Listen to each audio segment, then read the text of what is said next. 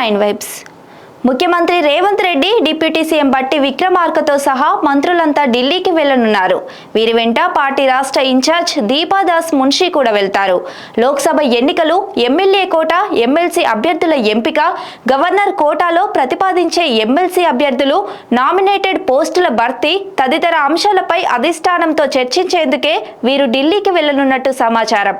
లోక్సభ ఎన్నికల్లో అనుసరించాల్సిన వ్యవహారంపై పార్టీ జాతీయ అధ్యక్షుడు మల్లికార్జున్ ఖర్గే, అగ్రనేత రాహుల్ గాంధీ తదితరులు రాష్ట్ర నేతలకు దిశానిర్దేశం చేయనున్నట్టు తెలిసింది.